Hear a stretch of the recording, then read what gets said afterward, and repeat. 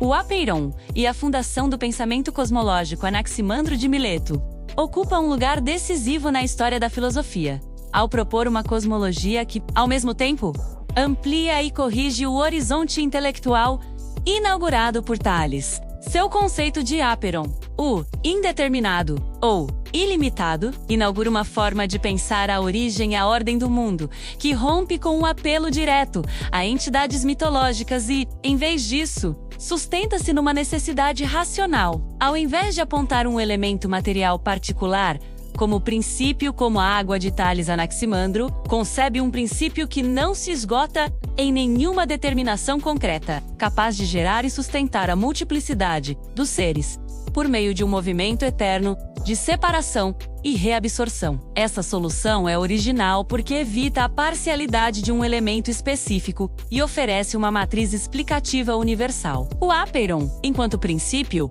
não é apenas uma hipótese metafísica de conveniência. Ele decorre de uma reflexão sobre a justiça cósmica, isto é, sobre o equilíbrio que governa os processos naturais. Para Anaximandro, os contrarios, quente e frio, seco e úmido, surgem por separação do indeterminado e pagam uns aos outros a pena de sua injustiça, segundo a ordem do tempo. Essa formulação confere aos fenômenos naturais uma inteligibilidade que prescinde de caprichos divinos e se ancora na ideia de regulação imanente. A natureza deixa de ser vista como teatro de vontades sobrenaturais e passa a ser um conjunto de relações regulares, cuja origem está num princípio inesgotável, que não é obra de artífices transcendentais. A noção de justiça cósmica traz consigo dois movimentos intelectuais. Primeiro, ela estabelece uma normatividade descritiva.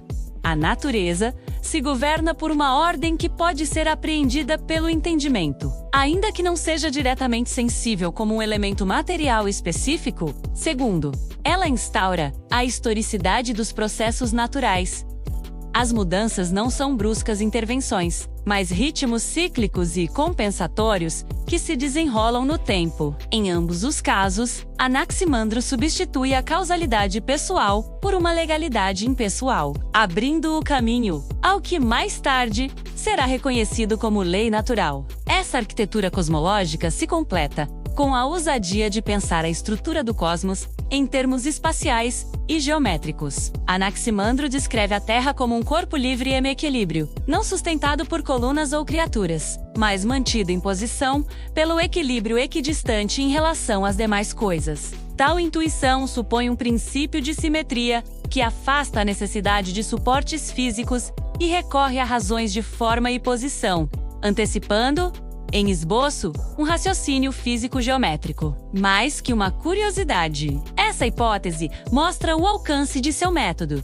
Explicar o estável pelo balanço de forças e pela estrutura do conjunto, não por apoios externos. Anaximandro teria ainda introduzido instrumentos e procedimentos voltados à observação sistemática, como o Onaman, para medições das sombras solares, mesmo sem a sofisticação matemática posterior. Tal iniciativa exprime a mesma confiança na regularidade dos fenômenos celestes e no valor de marcadores empíricos para orientar calendários e previsões. Não se trata de um empirismo ingênuo, trata-se de reconhecer que a inteligibilidade do mundo precisa de indícios verificáveis e de medidas repetíveis, sem os quais o discurso cosmológico se dissolve em pura especulação. A partir dessa base, Anaximandro compõe uma visão integrada, na qual a origem, a ordem e a transformação dos seres se articulam numa totalidade coerente. O Apeiron funciona como um princípio de fecundidade ontológica,